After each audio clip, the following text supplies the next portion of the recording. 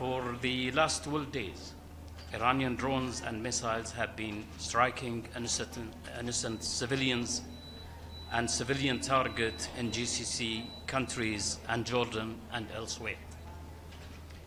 This unprovoked aggression is a heinous crime.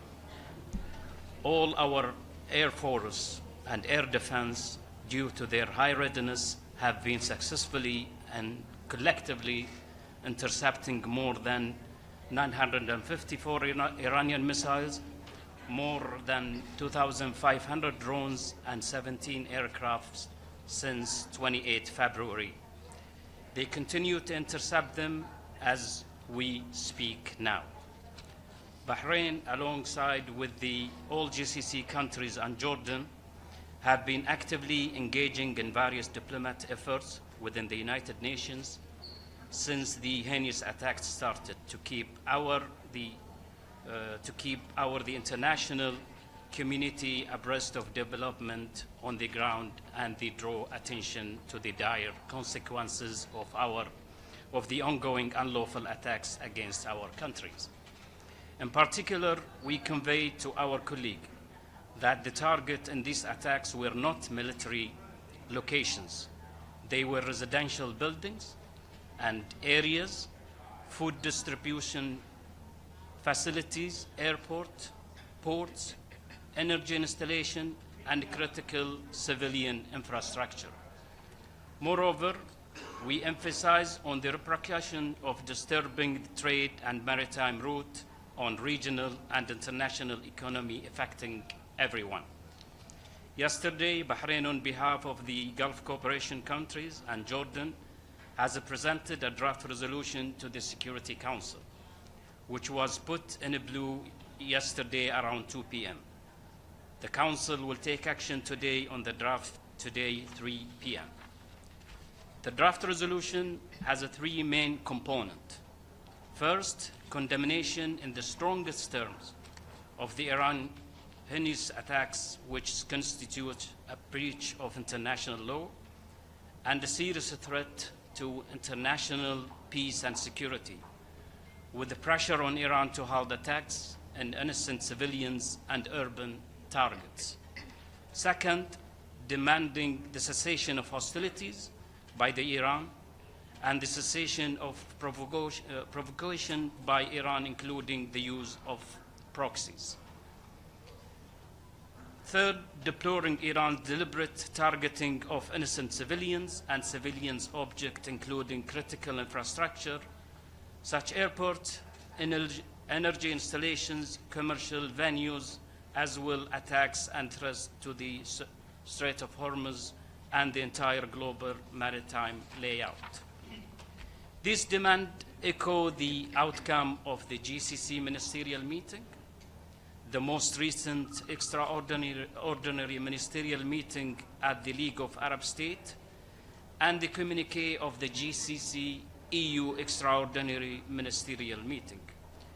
We hope that the Security Council speak today in one voice in support of our inherent right to defend ourselves in the face of the unprovoked aggression as enshrined in the UN Charter. We have repeatedly called for dialogue and diplomacy, but this too cannot be achieved under the barrage of missiles and drones. Our draft resolution is open to co-sponsor from wide UN membership until the adoption meeting began later today. So we urge all UN member countries to swiftly co-sponsor via e-delegate. Thank you very much again, and now I give the floor to my colleague to say a few words. Please.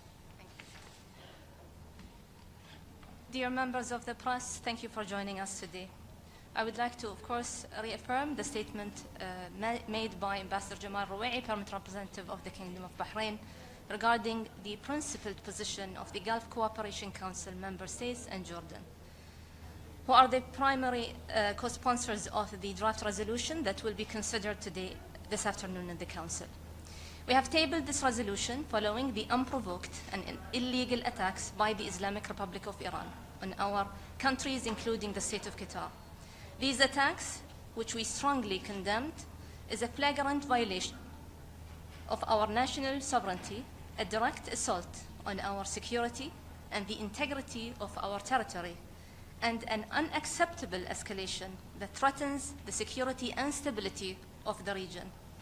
I will not delve into the specifics of the resolution once more, but this draft addresses the fundamental principles of international law and the UN Charter, and the considerable number of co-sponsors from the wider UN membership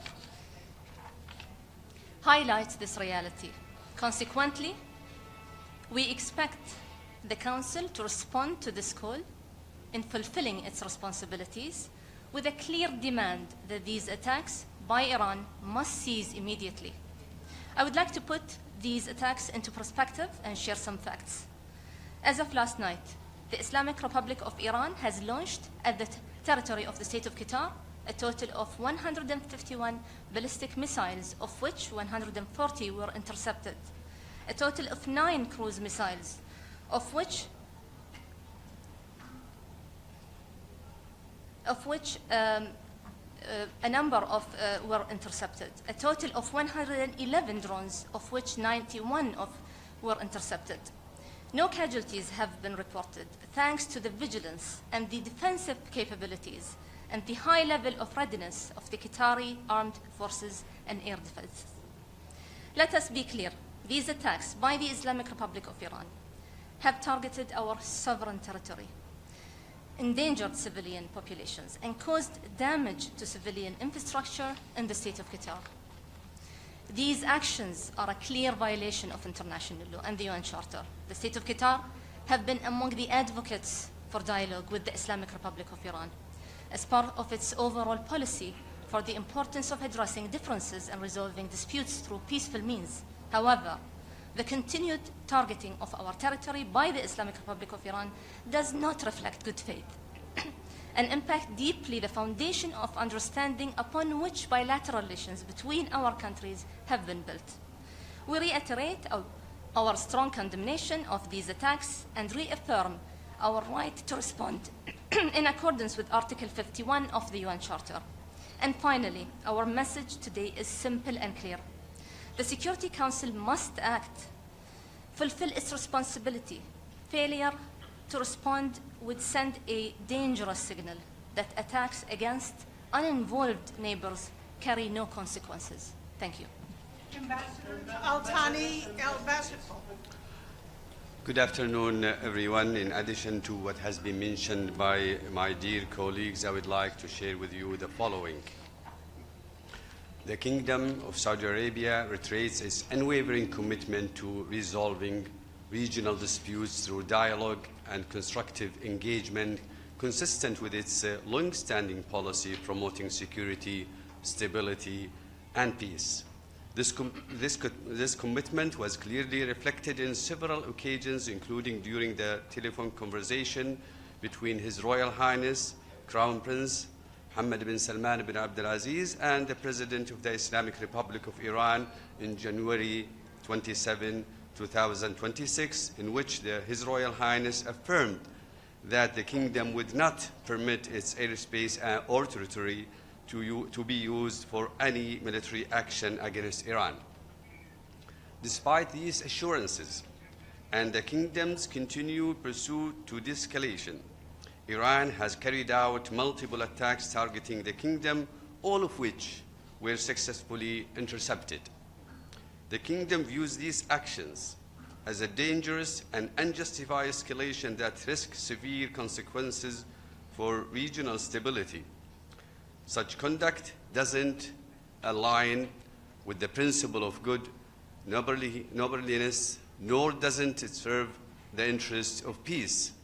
The Kingdom emphasized that the continuation of these hostile acts undermines efforts to reduce tensions. The Kingdom also stressed that Iran's current action toward the Kingdom neither reflect wisdom nor contribute to de-escalation and risk leaving Iran to bear the greatest consequences. I thank you. Thank you.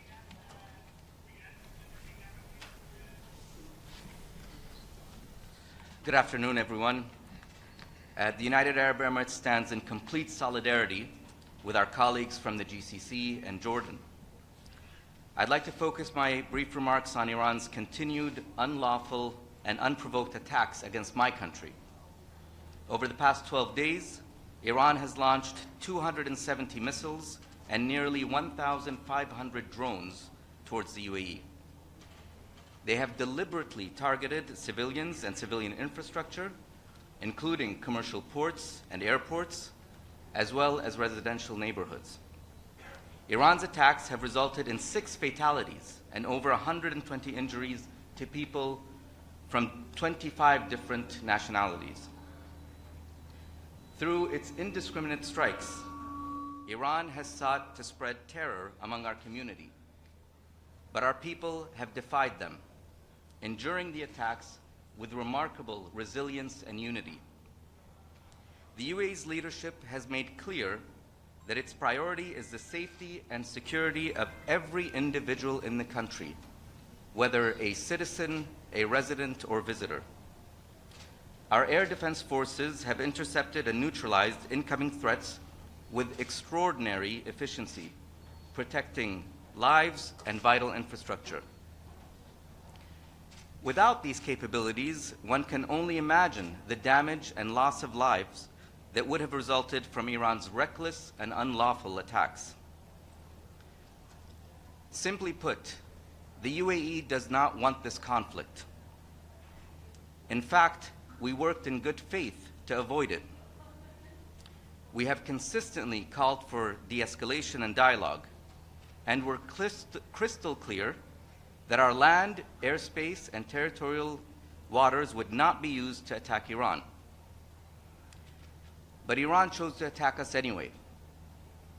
Still, the UAE does not seek escalation, but have no doubt that we will take all necessary measures to safeguard our sovereignty, national security, and territorial integrity, and ensure the safety of our citizens and residents in accordance with international law and the UN Charter. So today we expect the Security Council to act decisively when it considers the resolution before it, and to address this critical threat to international peace and security. Let me end with a message to our enemies. No force of hate or extremism will ever change the UAE's model of tolerance and peaceful coexistence, or our positive vision for the future. Try as they might, however many missiles they fire, they will not succeed. We will robustly defend the present while continuing to define the future.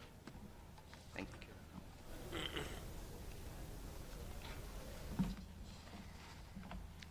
Bismillah ar-Rahman ar-Rahim. I thank members of the press for being with us today. And I thank my colleagues for laying out the situation as it is. I will briefly highlight the situation from Kuwait's perspective.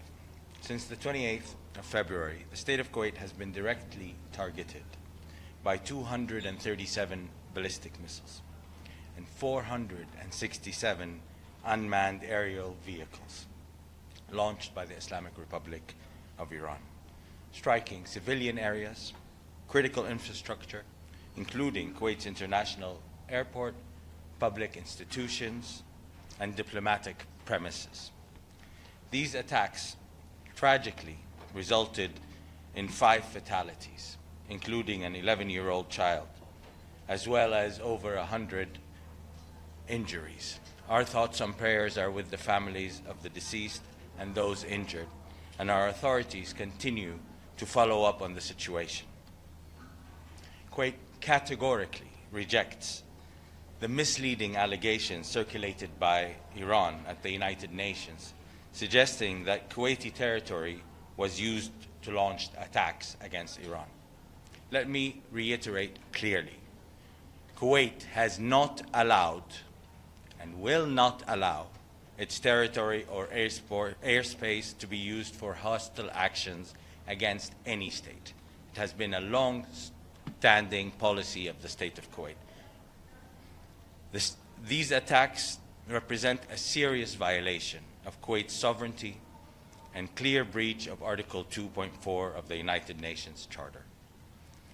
Kuwait looks to the Security Council to uphold its responsibility in maintaining international peace and security and to ensure that these attacks against our countries are clearly addressed. Our sovereignty and territorial integrity are red lines. The safety and security of our citizens and everybody living in our territory are red lines. We will do our utmost to protect everybody living in Kuwait, as all my colleagues have said and done on their territories. The Security Council needs to act decisively, and needs to pronounce itself on this egregious attack by Iran on our territories. I would like to take this opportunity to thank the outpouring of support from member states in this body and from the international community at large for showing solidarity with our people, with our countries, and reiterate our rights to defend ourselves to the best of our ability. And I thank you very much for your attention. Thank you very much. I join my colleagues in every single word of what they have said. Just adding the following: this is a very focused endeavor, a focused joint endeavor by us all, confronting unjustified, unfounded, and unlawful attacks. We look and expect the Council to react to our measure positively, and in this regard, thank the overwhelming support and solidarity that we have witnessed from the members of this Council and from the larger membership of the United Nations. Our countries have worked diligently for de-escalation and dialogue before and are still doing so.